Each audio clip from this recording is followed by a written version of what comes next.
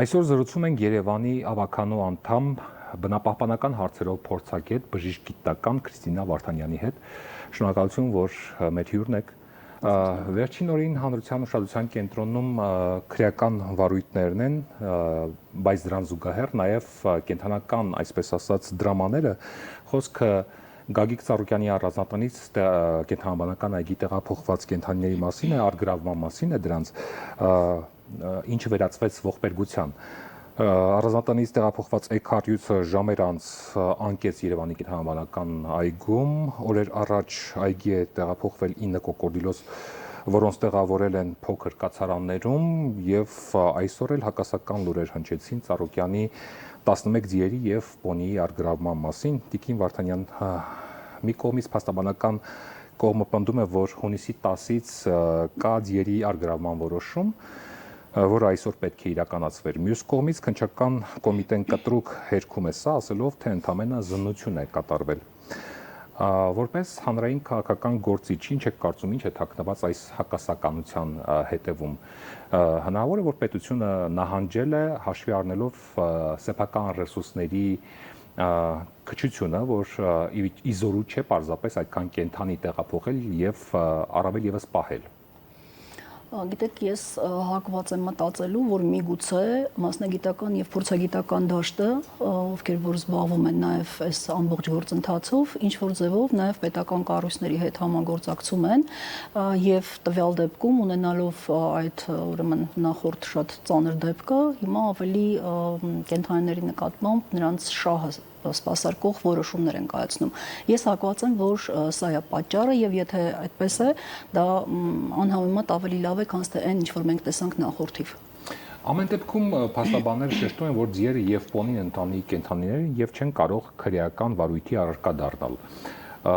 Ձեր գնահատմամբ որտեղ է սահմանը, այսինքն այդ կենդանիներին պետք է դիտարկել որպես շնչող էակ, թե զուտ առարկա, ինչպես ասենք, սմարթֆոնը կամ բաժակը, որպես առգրավված գույք։ Բազմաթիվ հարցազրույցներում ես սրան անդրադարձել եմ, հասկանում եք, կենդանու լավագույն շահը պետք է իշխեր։ Մանավանդ, երբ որ գործողությունները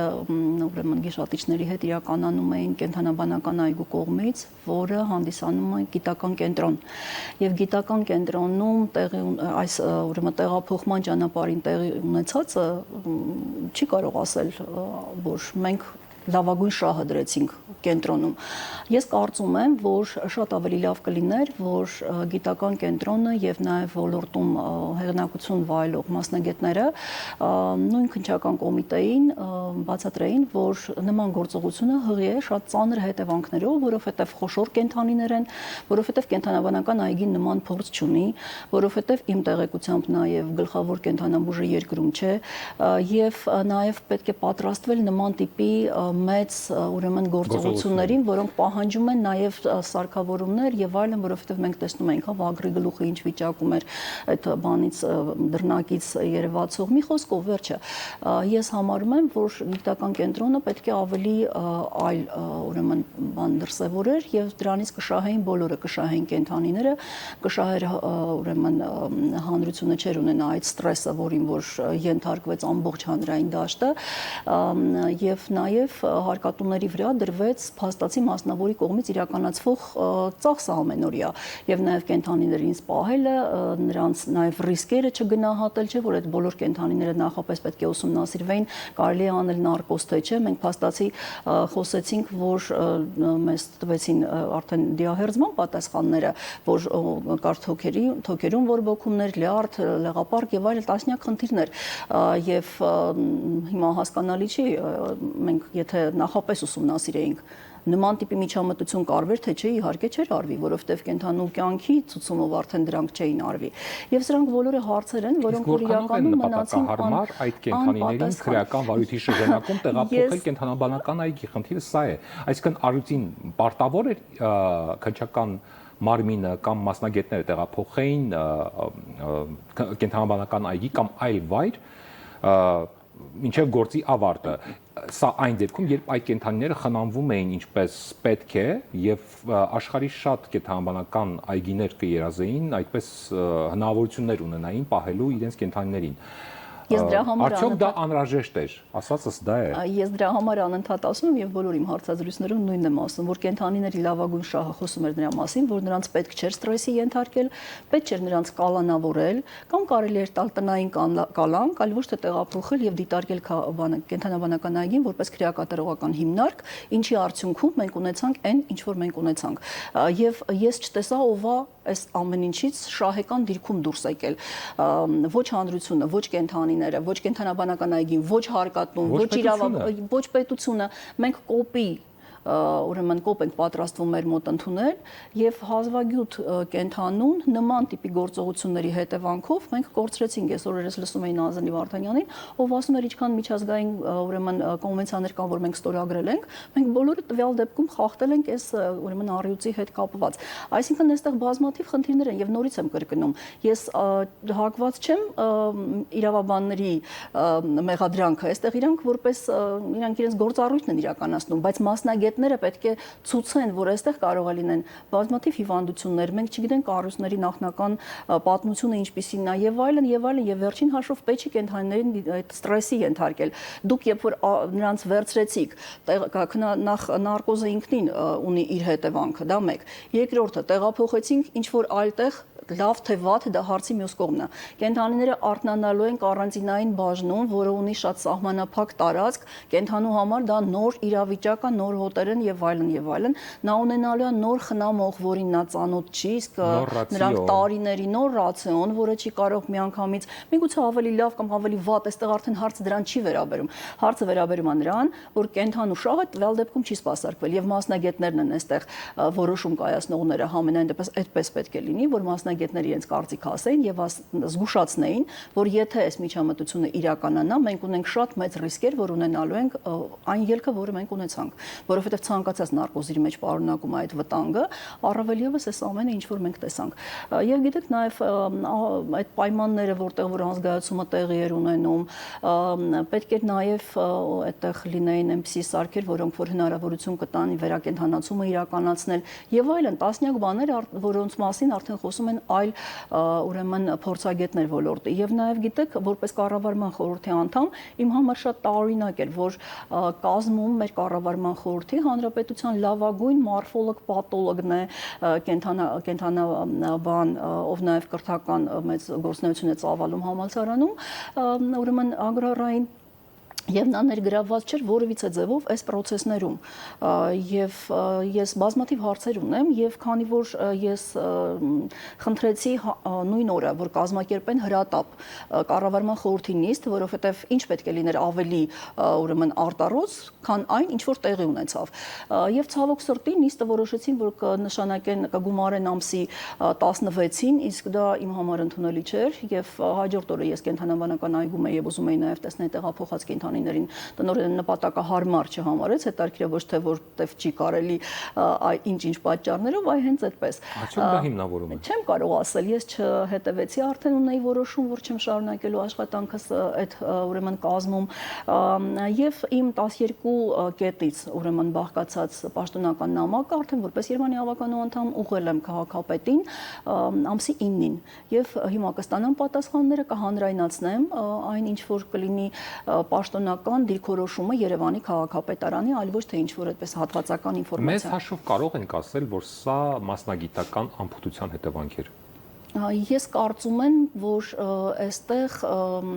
ռիսկերի գնահատման հարց էր։ Ռիսկերը չգնահատվեցին այնպես, ինչպես հարկն էր։ Եվ ես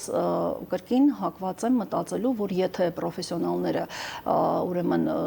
այնպես ինչպես անհրաժեշտ էր ներկայացնեն իրավապահներին, որ մենք ունենալու ենք հնարավորություն կա այս ելքի, ես չեմ կարծում, որ ինչ որ մեկը այս ամենով պնդեին, որ չէ, կենթանուն սպանեք, բայց կարևորը որ մենք ինչ որ տեղափոխենք Տեղափոխելը ինքնանպատակ չէր։ Ես նորից եմ կրկնում, կարելի էր նույնը անել շատ ավելի կիրթ ձևով, կենթանիները մնային այն վայրում, որտեղ որ իրանք էին, իրենց սովորական պահողներին, սովորական կերակրման այդ գործընթացներին, առանց իրենց կյանքը վտանգելու, առանց այդ ուրեմն տրանսպորտировկայի դժվարությունների, նույն կենթանաբանական այգուց, ընտեղի պրոֆեսիոնալները կազմակերպեին ամենօրյա այցեր այդտեղ տեղում, կապարակնքվեին նույն ուրեմն կենթանիների այդ վանդակները եւ Մեկների դեպքում են ասում զննություն կատարեին։ Կարող են ամենօրյա զննություն կատարեին եւ այլն, բայց տվյալ դեպքում եւ պետությունը կշահեր եւ հանրային դաշտում չէր լինի այսպիսի ուրեմն մեծ աղմուկ, ինչ արդարացված էր իհարկե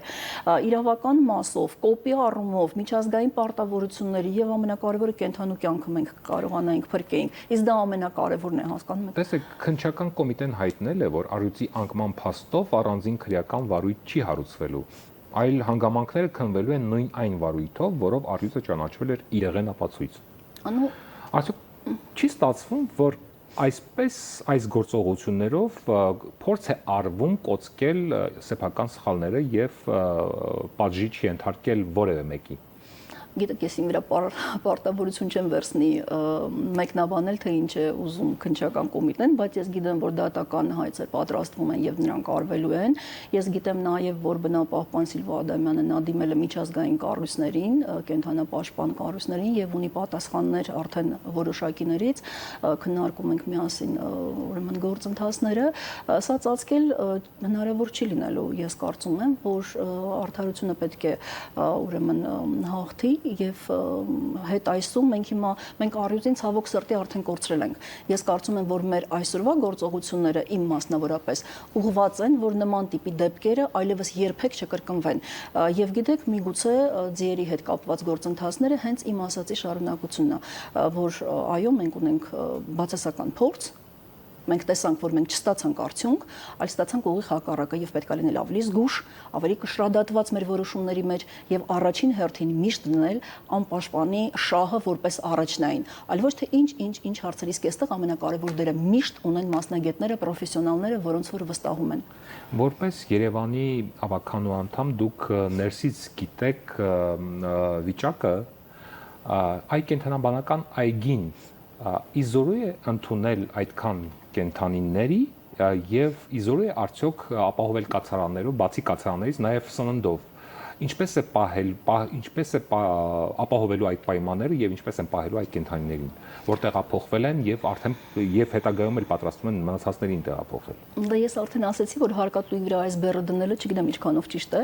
Այստեղ հարցը ուրիշ բանում է, չէ՞ որ կենթանաբանական այգին սորական քաղաքացիներն են։ Այո, իհարկե, կենթանաբանական այգին մեր հարկերի հաշվին է։ Դա քաղաքապետարանի կառույց է։ Միջև այդ մենք ունենք արդեն հաստատված բյուջե սննդի մասով եւ պահման բանի խնամողների քանակ եւ այլն այս ամենը հավելյալ ծանրաբեռնվածություն է կենթանաբանական այգու ուրեմն եւ անձնակազմի եւ տնտեսական ռեսուրսների։ Ես կարծում եմ այստեղ ամենավտանգավորը տնտեսականը չէ, որովհետեւ պետությունը կարող է նաեւ աջակցություն ֆինանսական ուղղել կենթանաբանական դեպի այգի այս հարցերը տնտեսական մասով լուծելու համար։ Ես նորից եմ կրկնում, իմ համար ամենասարսափելի բանը այն է, որ մենք չենք դրել կենթանու լավագույն շահը որպես որոշիչ, այլ գնացել ենք ուրիշ ճանապարհով։ Իմ համար ամենասարսափելի սա է։ Իսկ կենթանաբանական այգին օբյեկտիվ լինենք վերջին տարիներին բավական դրական աշխատանքներ այնտեղ ուրեմն տեղ են ունեցել, բայց դա դեռ այն այգին չի, որի մասին մենք երազում ենք, որ մենք պետք է ունենանք եւ տարածնել բնականաբար սահմանափակ է եւ միամոմենտ մեծ քանակով նման տիպի կենթանիներ, որոնք նաեւ հատուկ խնամք են պահանջում, դժվար է լինելու ստեղծել։ Դուք քաջատեղյակ լինելով կենթանիների տեսակներին, ցեղատեսակներին վստահաբար կարող եք ասել, որ այս անկած առյուծը բավականին բացառիկ տեսակի ցեղատեսակի կենթանի է։ Այս տեսակի կենթանիների անկումը երկրի իմիջի վրա